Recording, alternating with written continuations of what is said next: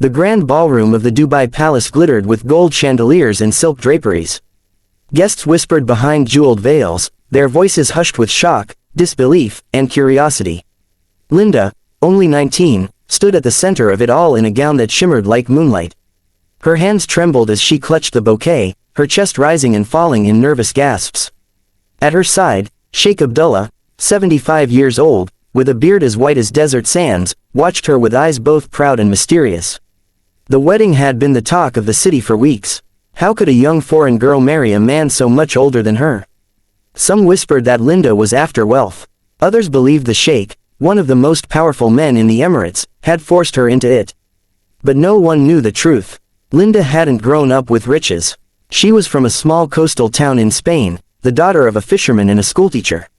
Life had always been simple, until tragedy struck. Her father drowned in a storm, leaving her mother struggling to provide. Linda left school early, taking small jobs to help with rent. It was during one of those jobs, waiting tables at a luxury resort, that she first encountered Sheikh Abdullah. He had arrived in a convoy of black cars, his presence so commanding that even the managers bowed with reverence. Unlike the younger men who looked at Linda with arrogance or shallow desire, the Sheikh's gaze had been steady, almost fatherly. He spoke softly, asking for coffee. And though his voice carried authority, it also carried warmth. That day, Linda spilled a tray of glasses. Instead of anger, Abdullah had risen, helped her gather the shards, and said in perfect Spanish, "Don't worry, hija, mistakes are only lessons in disguise." From that moment, their lives began to intertwine. He returned often to the resort, always requesting Linda's service. Sometimes he asked about her family.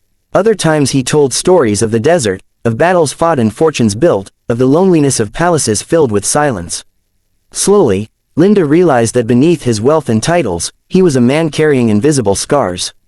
So when, months later, her mother fell gravely ill and hospital bills threatened to crush them, it was Abdullah who stepped forward.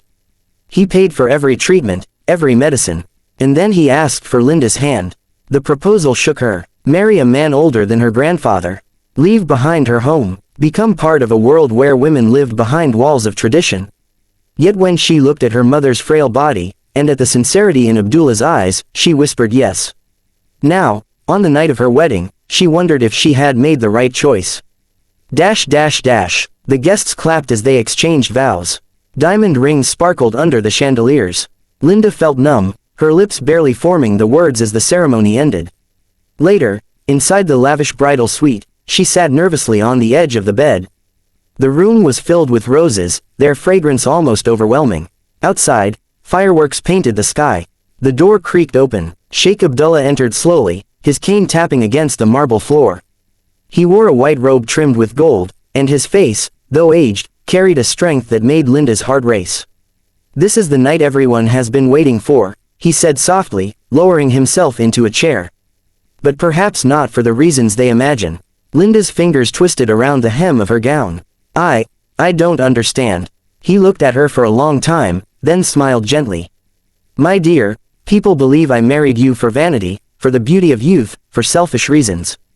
But the truth is, I married you to protect you." She blinked. "Protect me?" He nodded. "I am an old man. My time on this earth is limited, but I saw in you something I once lost, a spirit too pure to be broken by poverty, by the cruelty of men, by the weight of life. I have no heirs I trust, no one to inherit what I built. So I chose you, Linda, not as a possession, but as a guardian of my legacy." Her lips parted in shock. "You don't want a wife?" He chuckled, the sound like sand shifting in the desert wind. "I want a companion, a student, someone who will one day stand stronger than I ever could. Tonight, I will not touch you as people expect. Tonight, I will give you something else." From a chest at his side, he pulled out a leather-bound book. He handed it to her with trembling hands. "This contains secrets, names, accounts, treasures buried beneath the sands. And also enemies. By marrying me, you inherit not only wealth but danger. That is why I chose you. Because you have courage, Linda." Her breath quickened. She had thought this marriage would chain her to a life of silent obedience. Instead, the wedding night revealed something far more terrifying, and far more powerful. Linda clutched the book, her mind racing. What kind of life had she just stepped into? And what awaited her beyond this night? The night lingered in Linda's memory like a strange dream. No touch, no passion, no scandal, only a book of secrets pressed into her hands. The leather-bound volume was heavy, smelling faintly of musk and old parchment. Inside, she glimpsed names written in Arabic and Spanish, maps marked with red ink, and codes she could not yet decipher. She barely slept that night, her mind racing with questions. At dawn, she stepped onto the balcony of the palace. Below her, the gardens stretched endlessly, fountains glistening, roses blooming, guards patrolling like shadows. And yet, despite the beauty, she felt trapped. When Abdullah joined her, dressed in his pristine white robe, he seemed lighter, as though some burden had shifted onto her shoulders. From today onward, he said, they will test you. Who will? Linda asked. My family, my rivals, my so-called allies. You are young, foreign, and they will believe you are weak. That is your greatest weapon, let them underestimate you. Linda swallowed hard. And if they try to harm me? Abdullah's eyes grew sharp. Then you use the knowledge I gave you. Every man in this land hides sins in the desert. And you, my child, now hold the map. Days turned into weeks, and soon Linda began to see the truth of his words. At formal dinners, Abdullah's nephews whispered loudly enough for her to hear. She's nothing but a gold digger. She will drain him, then vanish. At the marketplace, women turned their faces away, muttering, shameful. She could be his granddaughter. But Linda remembered the Sheikh's advice. She smiled, bowed, pretended not to understand, all the while observing, listening, memorizing. Then came the first test. One night, as Abdullah slept, Linda heard a faint scratching sound outside her chamber. Heart pounding, she crept to the door. A shadow moved across the corridor, cloaked and swift. She followed silently, her bare feet gliding over the marble. The figure entered Abdullah's study. Linda hid behind a pillar, watching as the intruder rifled through drawers. Then, with horror, she realized, it was Yusuf, Abdullah's own nephew. In his hands was a letter sealed with wax. She waited until he left, then slipped into the study. A second letter lay half buried under papers. She picked it up, breaking the seal. Her blood ran cold. It was a contract, plans for Abdullah's assassination, signed by Yusuf and two foreign businessmen. Linda staggered back, clutching the paper. Her marriage was not only a strange alliance, it was a battlefield. The next morning, Linda placed the letter in Abdullah's hands. He read it silently, his face carved from stone. At last, he sighed. I feared this day would come. Yusuf believes my age has weakened me. He wishes to claim the fortune before I pass naturally.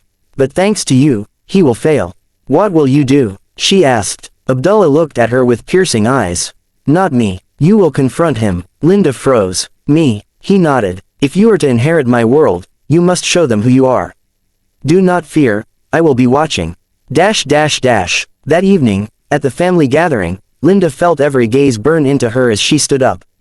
The grand hall fell silent when her voice rang out, trembling but clear. Yusuf, nephew of my husband. Last night you crept like a thief into the Sheikh's chambers. You sought to betray him. Do you deny it? The young man's face turned crimson. You dare accuse me, foreign girl. Murmurs filled the hall. Some laughed, others gasped. Linda held up the contract. Here is your signature. Here is your plot. Should I read it aloud? The hall exploded in chaos. Yusuf lunged forward, but guards seized him before he reached her. Abdullah rose slowly, leaning on his cane. His voice was low but thunderous. My wife speaks the truth. Let all of you bear witness, the girl you mocked has saved your Sheikh's life. From this day forward, whoever disrespects her disrespects me. Silence fell, heavy and absolute. That night, the whispers in the palace changed. No longer did they call her weak. They called her dangerous. Months passed, and Linda learned quickly. She studied the book Abdullah had given her, deciphering codes, memorizing allies and enemies. With his guidance, she attended meetings, negotiated with diplomats, even confronted businessmen who tried to cheat the Sheikh's empire. Yet as her power grew, so did her fear. For each rival she unmasked, another enemy rose in the shadows. And then, one fateful evening, everything changed. Abdullah collapsed during dinner, his hand clutching his chest. The room erupted in panic. Linda knelt beside him, tears blurring her vision. His eyes, dim but steady, fixed on hers. Do not cry, Iha, he whispered. I told you, my time is short. But remember, you are stronger than you know. And my world is now yours. With those words, he drew his last breath. Linda's scream echoed through the palace. The funeral was attended by kings, princes, and businessmen from across the globe. Linda, veiled in black, stood tall beside the coffin. Though grief threatened to shatter her, she remembered Abdullah's final command, "Be strong." When the last prayer ended, she rose before the crowd.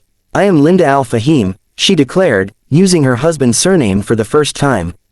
"Wife of Sheikh Abdullah, he entrusted me with his legacy, his secrets, his empire. If any among you dare challenge this, step forward now." The hall remained silent, but Linda saw it in their eyes. Fear, respect, and hatred mingled. Her true battle had only just begun.